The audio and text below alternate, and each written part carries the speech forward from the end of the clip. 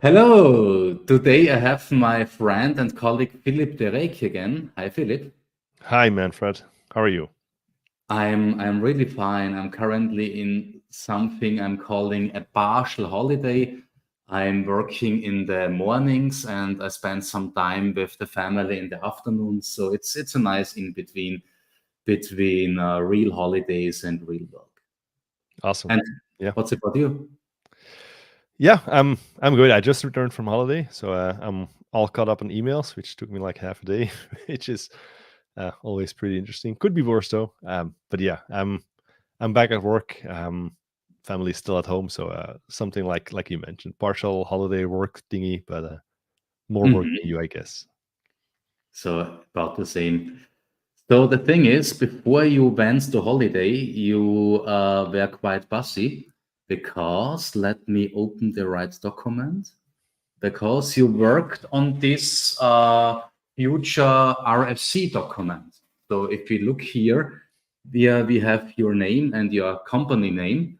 And I think this document was a bit stuck, and then you entered the team, and now it's close to becoming a final RFC. So why was it stuck, and what did you add or what did you do there? Yeah. This has been kind of an ongoing story.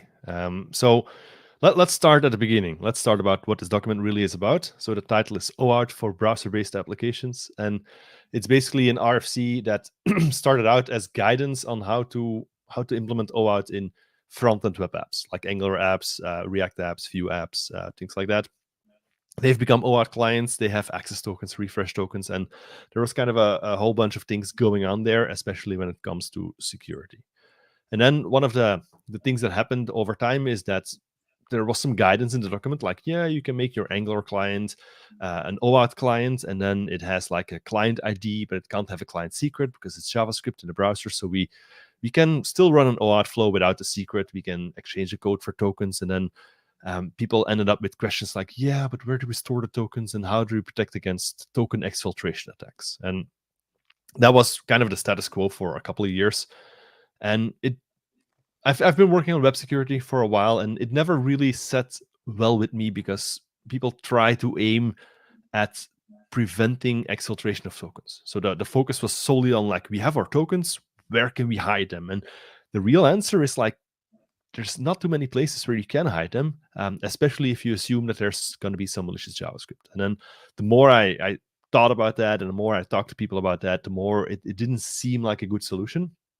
And that's when I, together with some other people, realized like, yeah, but the countermeasures that we're suggesting, things like refresh token rotation, or maybe putting tokens in a service worker or things like that, they can never withstand the true power of an attacker that can run malicious JavaScript in the client application. And Mhm. then it evolved and it evolved, and eventually the most dramatic, if you want to call it that, attack scenario that we ended up with is that an attacker controlling the client application can always run a new OAuth flow to get fresh tokens. And then Mhm. token exfiltration of existing tokens doesn't matter because a real attacker comes in, grabs new tokens, and leaves again. And basically it's game over. And that was essentially what came out of that thought process, what was discussed on the mailing list, because I shared my thoughts on the OAuth mailing list as well. Mhm. And it never really took a hold. People were like, yeah, this seems like a problem, but it didn't really ring a bell, as in like, oh crap. And that changed when I did a talk, I think last year in January at NDC Security. I gave a talk on this topic, and I built some demos. Like, I built an actual demo of what I've been describing before. Like, you can actually see it, and that's when people said like, oh crap, now we understand how the puzzle pieces fit together, and yeah, that's not good. Mhm. And then I talked to at the OAuth security workshop about this, and people were like, "Yeah, this seems to be something that we have to provide accurate guidance." And I offered my services, as in I asked like, "Hey, can I help you out with the spec, and can I help you write all of these security threats and so on and so on?" And that's basically how I got to join the team and work on the spec and drive the standard forward. Mhm. Awesome. And now it's close to final, I guess. Yes, so we've done a couple of rounds of changing content so that if you go like to version 13 or something. I don't even remember, but the document is vastly different, and we added a whole bunch of things. One of the important sections is a whole section on the threat model. Like before, it used to mention like, yeah, JavaScripts and cross-site scripting and something dangerous, and now it outlines like a clear list of threats and potential attack vectors, what the attacker can do, what the consequences are. That would be section 5. Yeah, what the attacker can do. That's basically malicious JavaScript scenarios, and then the consequences of that. Like, hey, if the attacker can run JavaScript, they can exploit stolen refresh tokens, like long-term access in the name of the user, or short-term access with access tokens, or client hijacking, which basically allows the attacker to do whatever they want. And then and that's the most important part, like once you understand the threats, then we have some architecture patterns, like this is how you can implement OAuth in a front-end client, and then we map that back to the threats. Like we say, like if you want to follow this pattern, like the BFF, backend for front-end, then it can prevent these attacks, but not one attack vector. And it's the best we got. And if you push it this far, that's the most you're going to get security-wise out of any web application. It's basically the best we can do. But there's some drawbacks, like the BFF. We can talk about the details later, but there's some drawbacks. And then you have like easier and more lightweight patterns, like a token mediating backend or a browser-based OAuth client. And they're more lightweight, they're easier to implement, but they come at a cost, and that cost is security. So there's more and more threats that come into play that cannot be covered with that attack pattern or that architecture pattern. And yeah, that's what basically what's in the spec. I see. So if we scroll a bit further down, we also see discouraged patterns, and I think you are also changing some of the possible flows. Is it in this document, or was it a different document where you say don't use this flow anymore, use that flow with Pixie and so on? Yeah, so that would be in this document 7.2. Well, actually, this document combined with the OAuth security best practices, which is more generic and not front-end specific. But for this case, it used to be the implicit flow. You probably know that since you implemented the Angular library, which is now discouraged. Not because it's inherently broken, but mostly because we have better alternatives, and it just doesn't make sense anymore. So yeah, that's definitely one of the deprecated patterns. We also have the resource owner password grant, which has been deprecated for about 10 years or something. So yeah, don't use that one.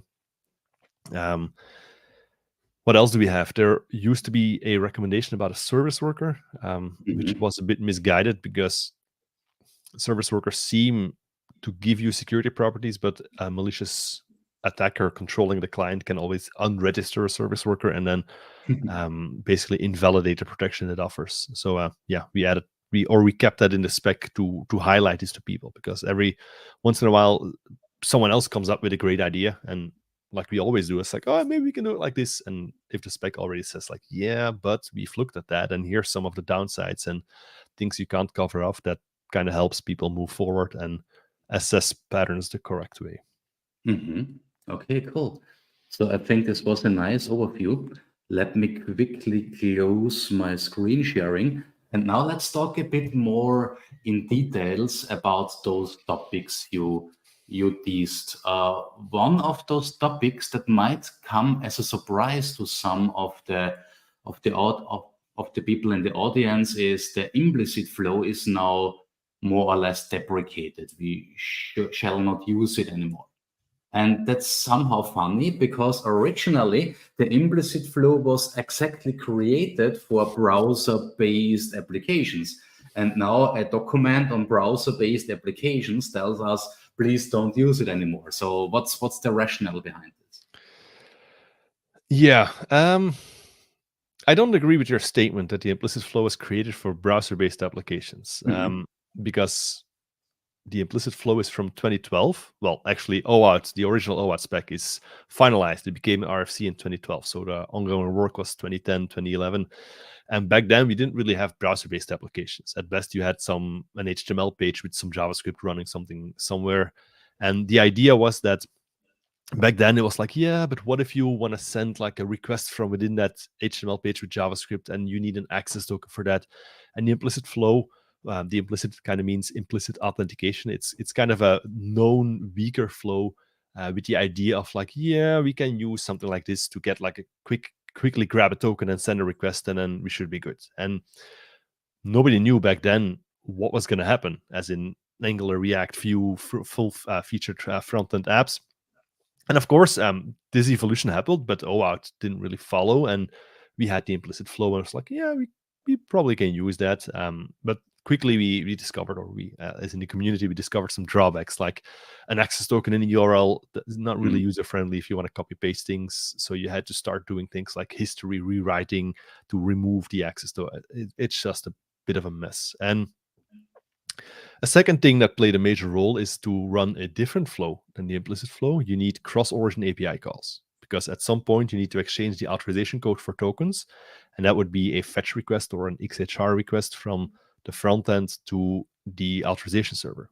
And 2010, 2012 browsers, they had core support, but it was marginal. Not everybody had it. Big companies who were still on IE whatever back then, 6 or something, definitely did not have core support, and so on and so on. And that was an additional hindrance. But today we have solved those issues, as in browsers can easily make cross-origin calls. There's no restrictions, or you can easily enable that at least. So that's good.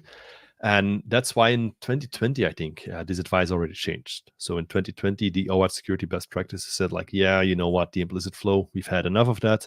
And if you really want to do OAuth in the front end, then you can use an authorization code flow with Pixie, which is better, more secure, better protection. And that would basically be the guidance back then. So can you tell us in 2 or 3 sentences, where's the difference between the code flow and the implicit flow? No. That's a short answer. In 2 or 3, wow, that's a challenge. I teach OAuth in the English workshop, for example. It takes me at least 15 minutes to explain. But no, let me try. It's a challenge. So let me try. In the implicit flow, you get the access token in the URL when the authorization server returns the flow back to the front-end client. And in the authorization code flow, you get an authorization code instead of an access token. So you still have an artifact in the URL, that doesn't change, but the difference is the authorization code is less sensitive. It's short-lived, one-time use only, so you can only use it once. So that's one thing. A second thing is you have the ability, because it's a 2-step approach, you have the ability to use something like Pixie, proof key for code exchange, which is a flow integrity mechanism. I'm not going to explain the dirty details because that would take us way too far. But it's basically a way to ensure flow integrity, and it can also help prevent certain attacks where the attacker is trying to compromise the integrity of the flow and trick a user into doing something they shouldn't be doing. So I would say those are, well, apart from implementation details, of course, those are important differences. So why do we even need to send something via the URL? Because there is something like post or some other ways of transferring state or data in an encrypted way. Yeah, the problem is you're in a browser, and this is designed to work in navigation scenarios. So what happens is you also use this to authenticate, like the user wants to log in and the front end needs to obtain tokens for the user. So what you typically do is in that scenario, you navigate away from your front end towards an authorization server like an Auth0, an Okta, Azure, it's Entra ID these days, something like that. And that navigation takes control away from the Angular app. It gets unloaded in the browser, so there's no context anymore. And the only thing that kind of works is URL parameters and cookies in the browser. And we use these URL parameters to navigate towards the authorization server to transfer information about what's going on there. The authorization server authenticates the user, does its thing, issues the authorization code. But then it still has to go back. You can't really do server to server without any proper setup. You can't do it with firewalls and so on and so on. So what we do there is we transfer that through the browser. And if there's any cookies, relevant cookies, they will be included. If there's any UL parameters are included, the Angular front end, if you're doing straight up OAuth in the browser, which is not really recommended these days, but if you're doing that, you can read the UL parameter, get the necessary information, and then continue to flow that way. So it's unfortunately one of the only ways to reliably transfer information between two origins, as we're doing right here. I see. So it's really because of the redirects from the, in our case, in the case of Angular, from the single page application to the authorization server, and then back once the user logged in over there and gave us their permission to access a backend in his name or in her name. Yeah, it's actually exactly a way to transfer some state between two different places on the internet, like the place where the user logs in and the place where the app is running. That's the only reliable way to do that. Okay. So, and now if we go with the best practices, we use CodeFlow, I guess. And if we go with CodeFlow, we don't get back the token, the access token, but a one-time code, as you mentioned. What do we do with this one-time code? Yeah, so what we call that redirect part of front channel. So there's a back channel and a front channel. That terminology comes from traditional server-side applications, where the front channel is stuff in the browser and the back channel is served to server. Of course, when you're talking about a front-end web app, it's a bit different, but the front channel is still the navigational part in the browser, and then the back channel is what happens in the application. So if you would implement OAuth directly in a front-end app, which is not a recommended best practice, but we'll talk about that later. If you would do that, then you extract the authorization code from the URL, and now you have to exchange that code for tokens with the authorization server. So that would be a back channel request. Why a back channel? It's an API call. So it's basically a fetch from within your app to an endpoint at the authorization server, and you're basically telling it like, hey, I received this authorization code, here's my client ID, I got it on this URL, and here's some Pixie parameters, and then the authorization server will verify that.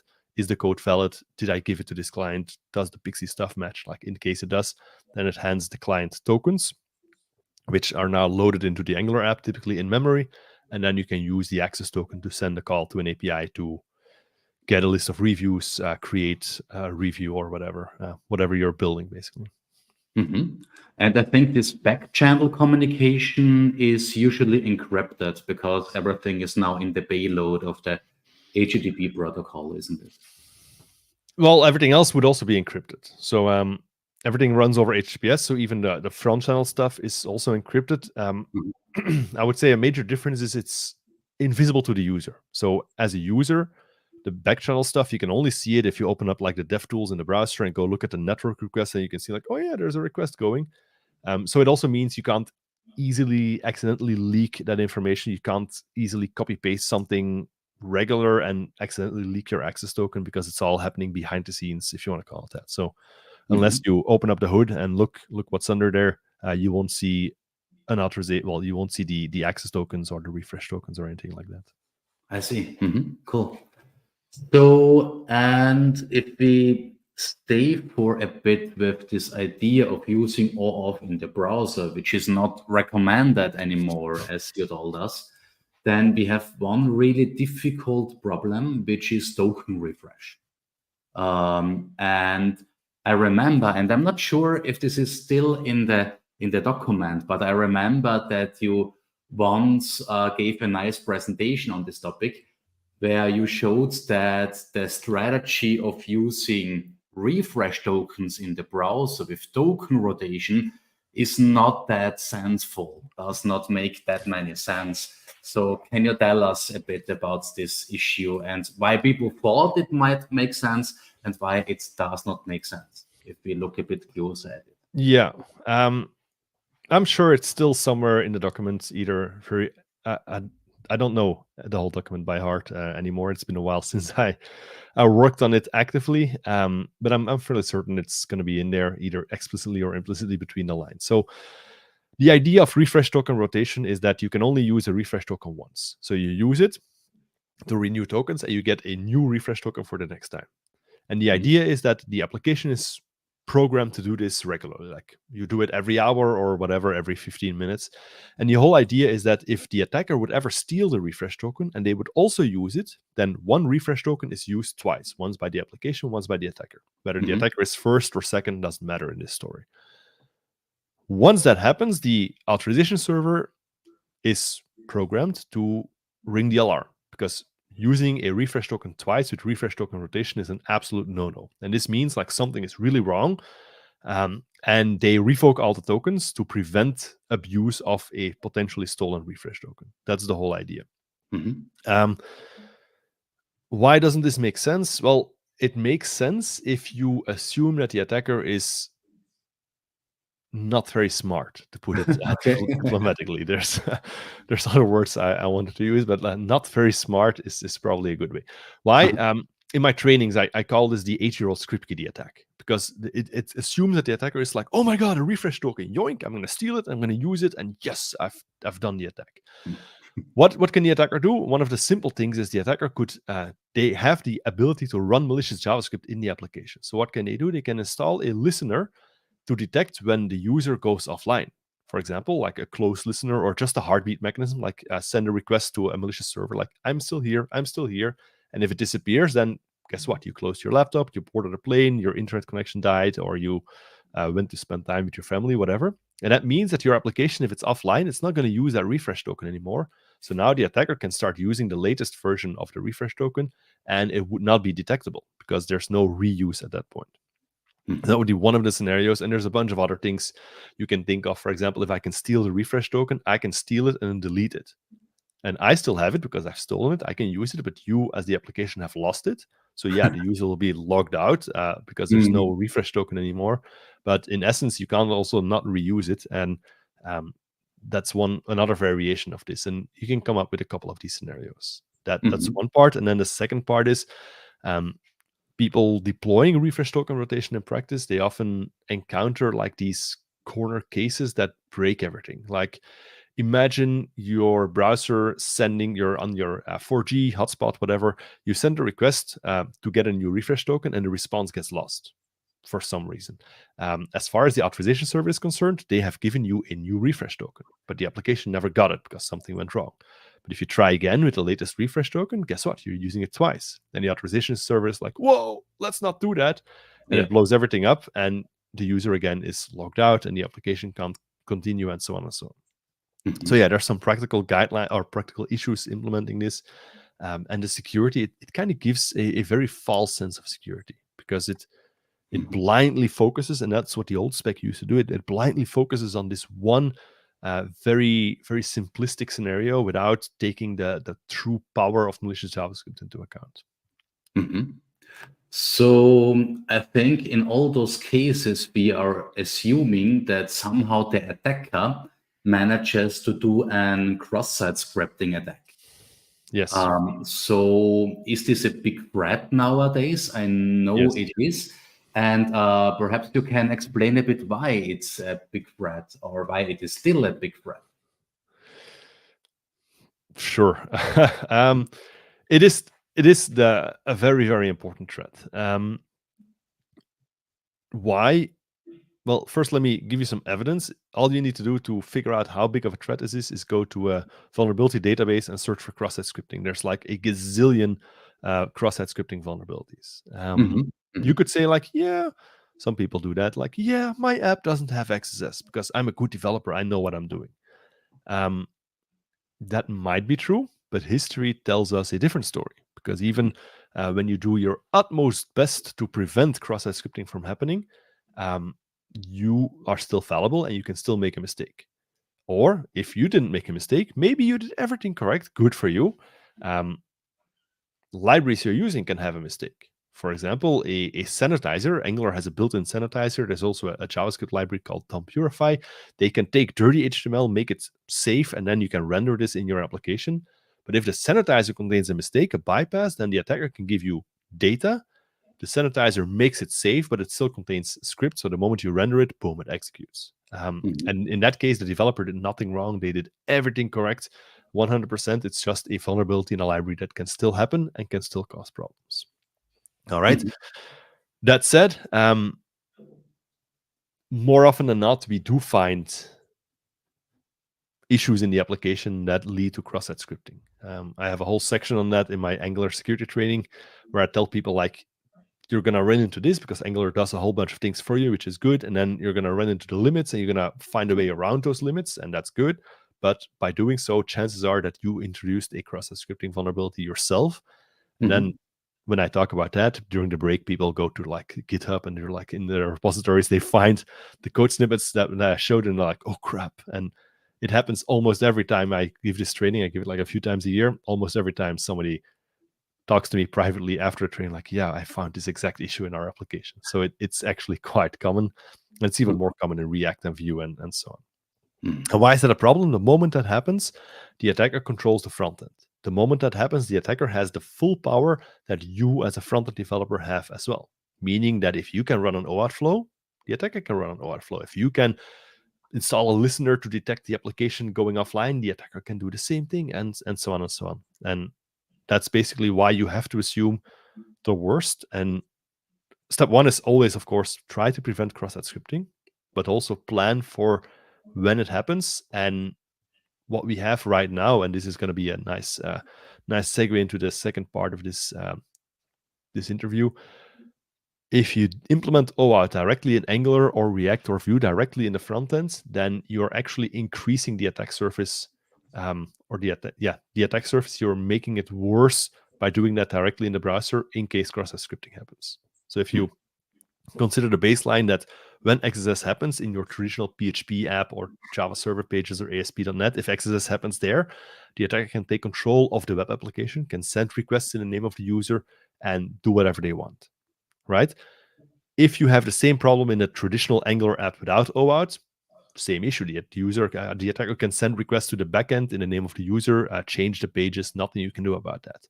But with OAuth involved, the attacker can not only do all of the above, but can also request fresh tokens, obtain fresh tokens for the user, a refresh token, valid for 8 hours, 24 hours, multiple days sometimes, depends on the configuration, extract those tokens, ship them off somewhere else, and abuse them for as long as they're valid. And that creates a worse scenario.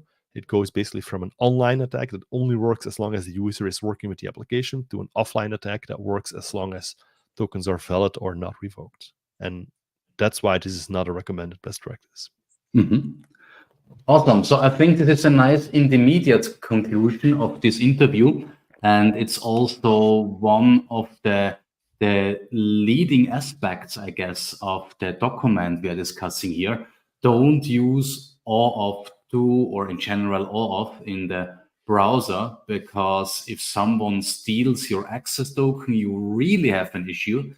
And if someone manages to steal a refresh token, then you have even a bigger issue. And chances are that this happens because cross-site scripting is a real threat. Is this? That's a fair summary. If it were up to me, then the spec would make this abundantly clear and tell you not to use OAuth in the browser at all.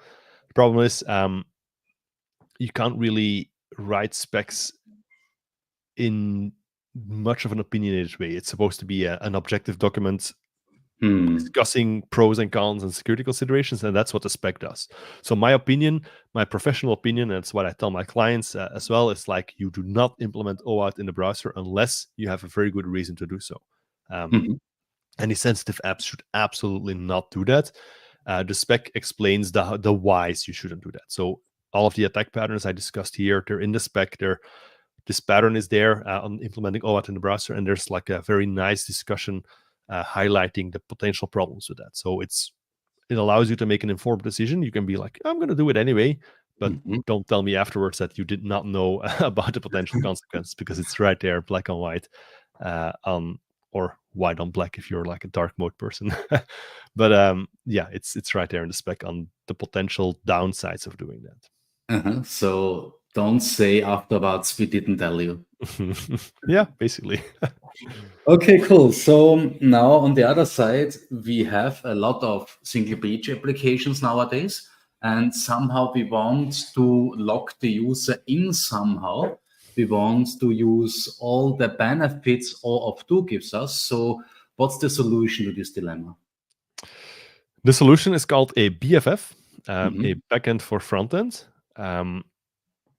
and it's basically it sounds worse than it is. So trust me, if you tell a whole room of front-end developers like, yeah, to implement OAuth, you need a backend, you see them like getting angry and shaking their fist like, what? We don't need a backend for that. But a BFF, it sounds worse. So it's not like a full-featured stateful backend service. It's basically what you do with a BFF is you take your Angular client with OAuth functionality, you take the OAuth part and you move that OAuth part to a backend component. It's a completely generic component. It doesn't have any application logic. It doesn't change the way your application works. But what you do is you basically, you can consider the BFF like a sidecar to the main application. So you have your Angular app, and the only thing that changed is we do the OAuth stuff on a backend component where we can use a client secret, client authentication, where you can protect against token exfiltration and all of that stuff.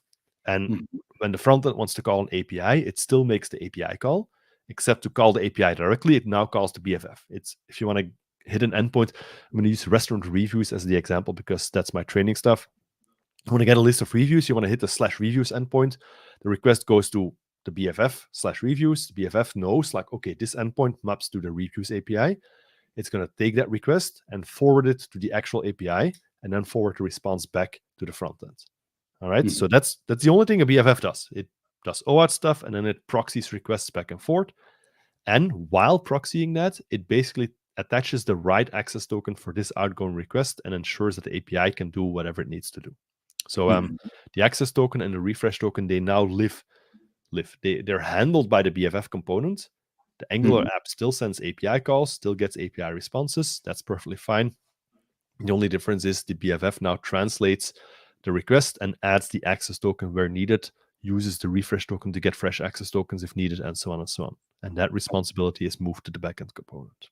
So where do we put those tokens now, or where does the BFF put those tokens? Do we talk about a session on the server side, or do we talk about something else?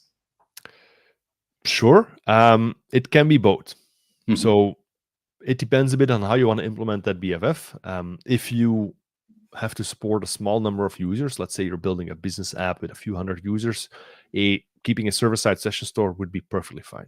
So you keep a server-side session, you give the Angular app a session cookie, and everything just works magically. You don't really have to do much. An alternative, if you're like, yeah, but server-side sessions are kind of a nightmare, I don't want to do that. You can also easily create a client-side session object in which you embed the tokens. So the tokens can still be put in a cookie. The cookie is inaccessible from within the browser. It's only there on network requests to the BFF. So you'd basically tell the browser to store that.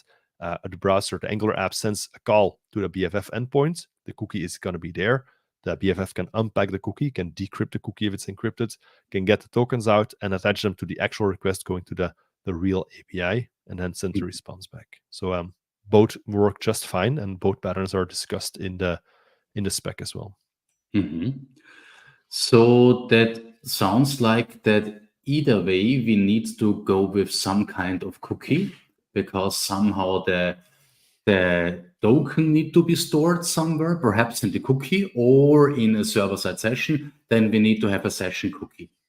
So now we could say, well, do we just exchange an access token by a cookie, and why is this considered more secure? Well, that's actually a very fair question and not an easy question to answer. That's why the spec has like this very detailed threat model. So assuming that the attacker can execute a cross-site scripting attack, all right? So the attacker can always send malicious requests to the BFF. That's something we can never block or prevent from happening. As soon as XSS can happen, as soon as the code executes, the attacker can do whatever the frontend can do, which includes sending requests. However, the attacker cannot read that cookie. That cookie is shielded from JavaScript access. The HTTP only flag is there. So there's no way for the attacker to obtain the contents of the cookie. So the only thing the attacker can do is send a request in the name of the user to the BFF, and of course the BFF will very likely forward it to the API. That's different from before, because before the attacker could obtain access tokens and refresh tokens and so on. That's no longer the case. So I've compared this to old applications before. We had the same issue with an ASP application from the good old days, right? Back in the good old days, well, I call it the good old days, but back in the traditional server-side applications, once cross-site scripting happened, the attacker could still send requests to the backend, and there's nothing we could do to stop that. That client hijacking attack has always been there. With OAuth, with adding OAuth in the front end, we have expanded the capabilities of the attacker to do a lot more. And by using a BFF, we now bring it back to the original problem that it was, by limiting the attacker to impersonate the user, to hijack the client of the user, and nothing more. Does that make sense? Totally. So what's about those flags we can set on the cookie level, like secure or same side? It's one of the younger flags. It's not that young, but I think one of the younger flags. Or HTTP only. Do they help there somehow? Yeah, absolutely. It's like if you're ordering ice cream, it's like you have to add all of the toppings. So of course, go for it. So the spec has like a very detailed description of how to set that cookie. It should have the secure flag set, which means HTTPS traffic only, which is kind of a no-brainer these days. It should have the HTTP only flag set, meaning no JavaScript access to this cookie. It has the same side flag set in most deployment scenarios, meaning that you cannot, or this cookie will never be used if you go from evil.com to retrograde.com. That's in that case, the cookie will not be there, so the attack will be stopped. A cross-site request forgery attack will be stopped. That's the flags. And then there's also a prefix you can add to the name of the cookie to enable more secure handling in the browser, and that would be the host prefix. So the name of the cookie should start with __host dash, which is very ugly, I know, but that should be the first part of the name of the cookie, and then you can add like session or BFF session or Manfred is awesome, whatever you want to name your cookies. Yes, I know you're doing that. So so whatever you want to name your cookies, as long as it starts with __host dash, then you have a strong and secure cookie configuration.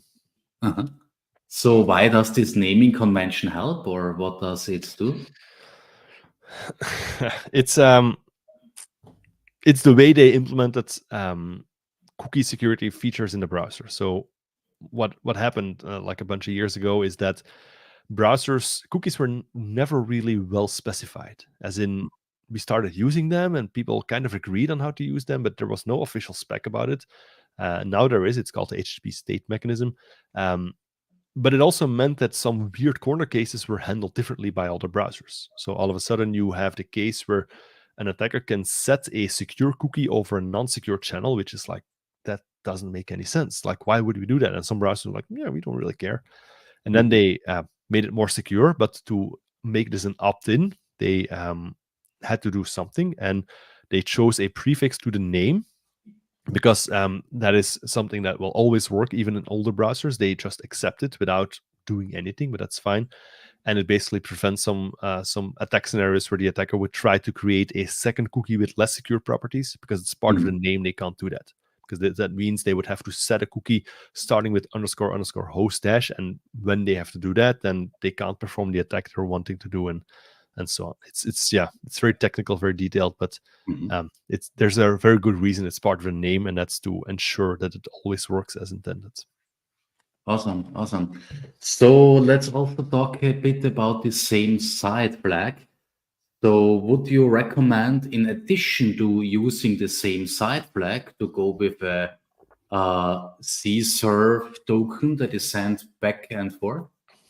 No, because there's something better. So let me rephrase your question. Let me rephrase it to ask what you're really asking. You're really asking whether the same side flag is enough to prevent cross-site request forgery, and whether we need to do something more.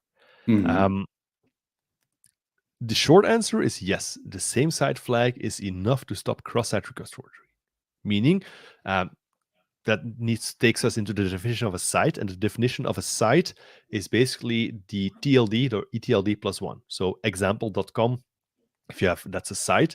If you have like test.example.com, the site is still example.com. And a cross-site request forgery is between two sites. So you have a front-end page on evil.com, and it triggers a request to the BFF on example.com. That's a cross-site request forgery because it's a forged request, a malicious request. And the browser is inclined to attach cookies to such a request, allowing the attacker to perform it in the name of the user. All right. The same site flag prevents that. By adding same site to the cookie, the browser knows like, hold on, this is a cross-site request and the cookie is same site. I'm not going to attach it. And there's no cookie. The BFF is going to be like, who the hell are you? I don't know what to do with this. Go away. And that would basically be solid CSRF protection. So that's good. Yes, it helps. What is the problem? The problem is, depending on how you deploy your applications, you might be a victim to a cross-origin but same site request forgery attack. And there's no good acronym for that. CORF doesn't really speak easily, so I don't know how to call it. And in that scenario, the attacker is basically coming from a subdomain. So let's say you have a whole bunch of subdomains and you have app.example.com and then old.example.com, where you have some old crap running that's still there, and the attacker compromises the old stuff, and then they send from the old.example.com a request to test or to app.example.com. Then it would be same site, but still a CSRF attack. It's cross-origin, but same site. And to stop that, the same site flag is not enough because, well, it's not same origin, it's same site, so it would still allow the cookie to be present. So yes, if you are worried about that, then you need additional protections. Now, let me recap that. You only need to worry about cross-origin attacks if you're running multiple subdomains.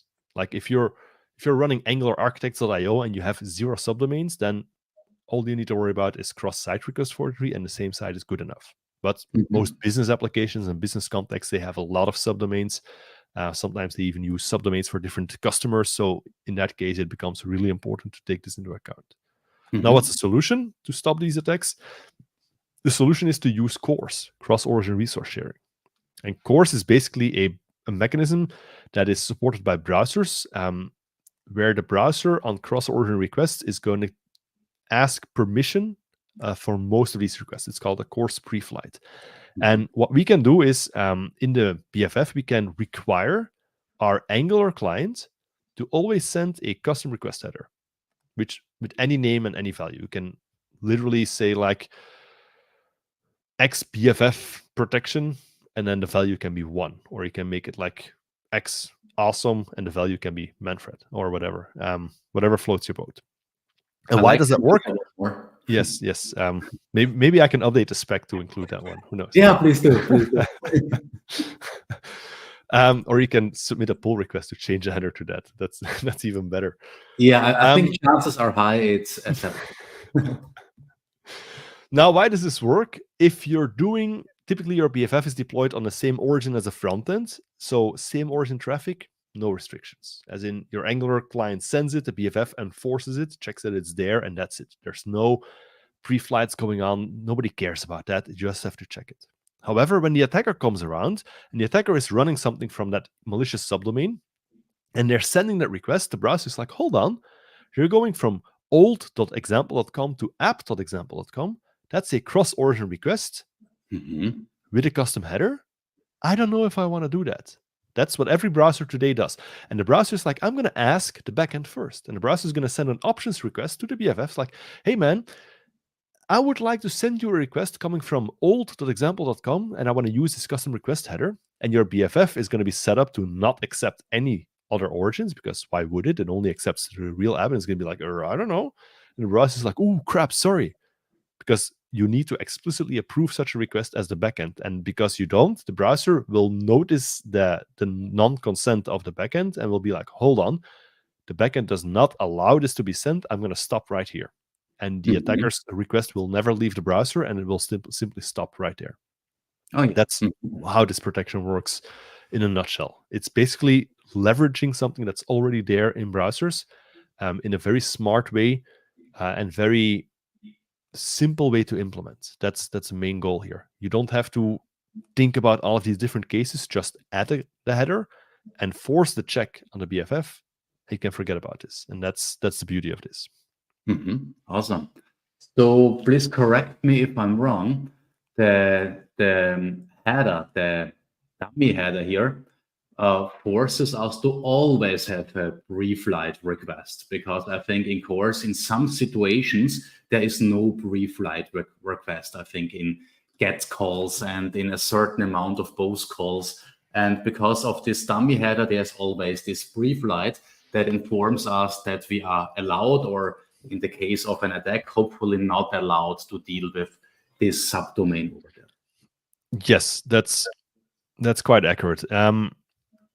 It's kind of a fail-safe mechanism. So in theory, you will always need a pre-flight for most API calls, because you're using things like JSON content types and so on and so on. The thing is, there are APIs that accept other content types, and there might be a vulnerability there. Or so in some weird cases, you have like a post without a body, which is like just to trigger an operation on the backend or trigger something, and these might fall through the maze, of course, and would be possible without a pre-flight. So just like you said, and by adding that custom header, you always require a pre-flight when you're coming from a different origin. Within your own origin, no pre-flights, but the moment somebody from somewhere else wants to send it, the browser will do the pre-flight and stop the request from actually happening, because the backend will not agree to accept that request. So yeah, it's basically a way to not have to think about all of the dirty details of when it would apply and when it wouldn't. It's just like a blanket mechanism, like this protects you and you can forget about it, which to me that's the security I love. When I can developers like do this and forget about it, that's awesome. That's like a checklist, like, yes, we have it done, and that's awesome. Yeah. Cool. So to come back to the backend for front-end idea, it's all about having this backend for front-end managing the tokens, and then this backend for front-end can also do token refresh, and the token is never exposed to the client, and so on. But I think you also mentioned before, when we talked about the table of contents of this RFC document, that you're describing alternatives to it. Do you also want to talk a bit about those alternatives? Not really. Yeah, that was not how we prepared this, right? You were like, you're going to answer enthusiastically on my question. No, the reason I'm saying not really is because, to be honest, the other patterns, they cannot achieve the best security properties. Like I said earlier, you're always compromising security. And we already talked about the worst case, like doing OAuth directly in the browser. We already talked about the downsides there. There's like an in-between pattern. And the in-between is called a token mediating backend. And what it basically does is it still handles OAuth on a backend component, but instead of proxying each and every call to an API, once it has done the OAuth stuff, it gives the client, the Angular client in the browser, the access token, allowing the Angular client to call APIs directly. It's a bit of a nuanced pattern. The reason it exists is because sometimes people have very traffic-heavy APIs, and proxying every call is a lot of overhead, for one. It racks up a lot of bills on cloud platforms, for two. So that's something that they may not want to do. And in that case, there's the token mediating backend still gives you fairly good security, but it's of course exposes the access token to the client, leaving the ability for the attacker to steal the access token and so on and so on. So the security is definitely worse. But it's kind of an in-between that still solves some of the major issues that we would otherwise have, while still or getting rid of the massive performance overhead. However, in reality, for any business critical application, anything handling personal information, e-health, financial stuff, the only answer is a BFF. I mean, there should not be any compromise.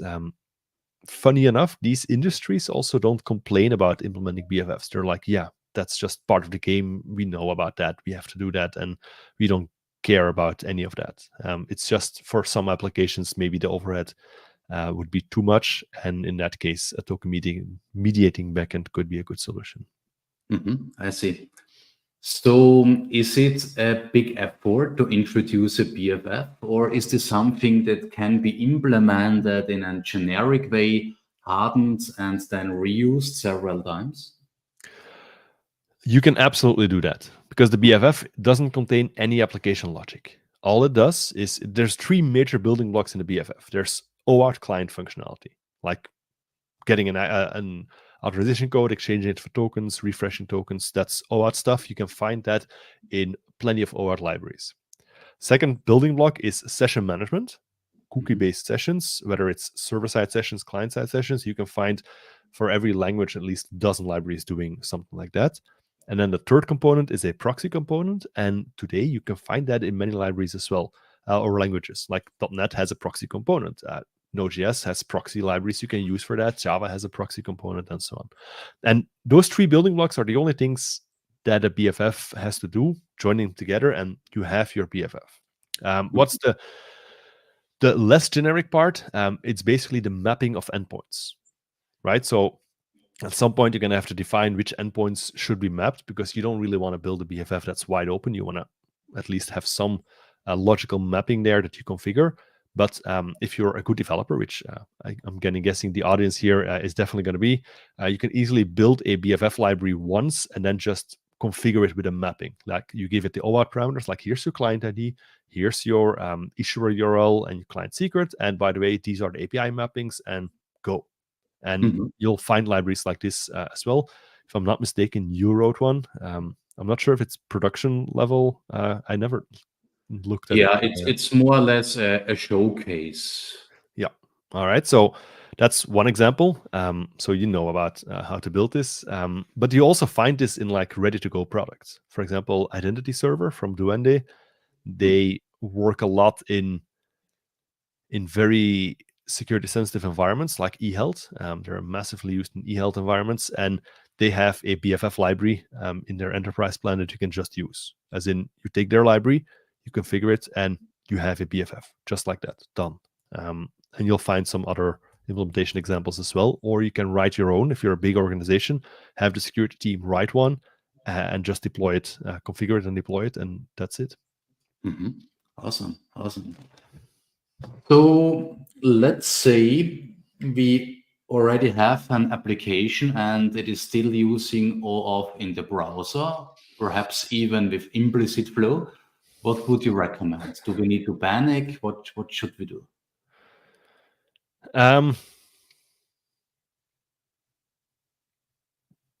Panic is not the right word. Yeah, so whether you're using implicit or the authorization code flow in the browser, my advice would be to assess the criticality of your application. Like my company is called Pragmatic Web Security because not evangelical web security, because it's very easy to shout like you have to do this and always the bestest and the greatest. But to be honest, it doesn't always work like that. My advice would be assess what you're doing, make a risk assessment basically of your application. If you're building a recipe for your grandmother, a recipe website for your grandmother where people can check out recipes, then you're probably going to be fine with OAuth in the browser. I mean, let's be honest, the threats there are going to be very little. I don't know about your grandmother's recipes, but the threats are typically going to be very limited. If you're building a financial app and you're doing stuff like this, then yeah, you should definitely contact me to let me help you. But panic is not the right word, but you should definitely have like a very urgent timeline to upgrade your applications. Moving towards the BFF is actually not that hard. It sounds super scary, but it really isn't. So what you do is your API doesn't change. The API now gets requests with access tokens. If you move to a BFF, the API gets requests with access tokens. So no changes on the API. That's done. The authorization server, that's a configuration issue. Like you go from a front-end web app with no client secrets to a back-end web app with a client secret. That's like toggling a switch or changing a few details, and that's it. No changes there. The client, the BFF part, you of course have to implement that or use an existing library. But that's something you'll have to do. There's no way around that. And then the changes on the client part are actually not that hard either. You rip out the OAuth stuff, like you just removed a full OAuth module from your Angular application, and you change the way you call your endpoints, like you're going to have like a login route and a logout route and so on. The login now points to the BFF because the BFF will start a flow. So that's easy. Logout as well. So those are very straightforward. And then at bootstrap time, you call a check session endpoint somewhere to make sure to check whether you already have an active session or not, instead of running the code flow behind the scenes in an iframe. So those are literally the only changes. And because everything hinges on the cookies, it's going to work automatically for you, and there's definitely no issues. So so yeah, it sounds super scary, but the upgrade path, I would say the hardest is finding or building the BFF library. But once you have that, then you're up and running in like no time. Awesome. So last question, all the knowledge we need for all of this and all the knowledge about cross-site scripting and cross-site request forgery we discussed today is also discussed in your workshop. Is that right? Yes, of course. The workshop dives into depth on a variety of topics. We talk about cross-site scripting, on how it can harm you, how it can manifest itself in Angular applications with some very specific examples. You get to do some hands-on labs on cross-site scripting where you actually get to hack stuff, which is always very fun, and of course defend stuff as well, optionally. We talk about CSP, content security policy, as a second line of defense against cross-site scripting, just because it's that massive when something goes wrong. So you have to do everything you can to protect against that. We talk about trying to protect data in the browser, what's possible, some limitations, and so on. And of course, we talk about the OAuth stuff in depth as well. With the BFF, I explain how to implement the BFF, show the building blocks and all of the details. So yeah, absolutely. Sounds great. So if you're interested, feel free to book a ticket for this workshop. We have some tickets on our website. Yes, and the reviews are always very, very good. I know, because you're always jealous, right? Do you offer reviews? Do I offer reviews? Yeah. Oh, you talked about the reviews of the workshop. So I thought you were talking about security reviews or audits or something like that. No. Well, that's a whole different line of work. So yeah, I work on that stuff as well. But no, the feedback, let's call it that, the feedback on the workshop is always really good. So that's why I love doing it. So yeah. Yeah, indeed. So you always get amazing feedback. So I'm always getting a bit jealous. Sometimes I'm questioning if you are filling them out by yourself, because you always have 5 stars, 5.0 or something in the region of 5.0. So it's really amazing. Yeah. I just have like a bunch of people sitting next to me, like, it's review time, and they start typing. Oh yeah. So it's a total fraud. Nice strategy, like it. Awesome. Yeah. So Philippe, big thanks for this in-depth discussion about this upcoming RFC and about how to use OAuth 2 in a more secure way. So big thanks. Yeah, always happy to spread the word. This is something really, really important. So important, actually, I'm doing a conference tour in the second half of the 2024 to talk about this as well. So I'm going to hit some major conferences with this story, with some nice presentation pictures and so on to raise awareness about how to do OAuth right. So yeah, absolutely. Awesome. So I'm looking forward to your workshop, and yeah, see you around. Thank you. Yeah, my pleasure. Bye-bye. Bye-bye.